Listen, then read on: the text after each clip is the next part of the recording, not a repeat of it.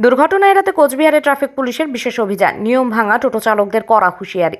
কোচবিহার শহরে পথ দুর্ঘটনা রুখতে এবং যানজট নিয়ন্ত্রণে এক বিশেষ অভিযানে নামল ট্রাফিক পুলিশ।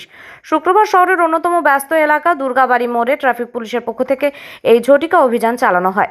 মূলত নিয়ম বহির্ভূতভাবে চলা টোটোগুলোকে চিহ্নিত করে লাইনে আনাই ছিল এই অভিযানের মূল লক্ষ্য। পুলিশ সূত্রে জানা গেছে, শহরে চলাচলকারী বহু টোটো ট্রাফিক নিয়ম অমান্য করে যাতায়াত করছে, যার ফলে প্রতিনিয়ত ছোট বড় দুর্ঘটনা ঘটছে। এদিন অভিযানে নেমে যে সমস্ত টোটো হেডলাইট ছাড়া বা ইন্ডিকেটর বিকল থাকা অবস্থায় চলছিল সেগুলিকে আটকানো হয়।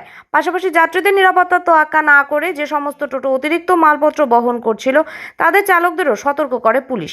সবচেয়ে বিপজ্জনক বিষয় হিসেবে পুলিশের নজরে আসে টোটোর ডান দিকের সুরক্ষামূলক রডটি।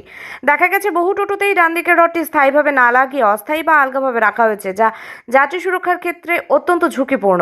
এদিন ট্রাফিক পুলিশের পক্ষ থেকে সেই সমস্ত টোটোগুলোকে দাঁড় করিয়ে সতর্ক করার পাশাপাশি ঘটনাস্থলে সঠিকভাবে রড লাগিয়ে দেওয়া হয়।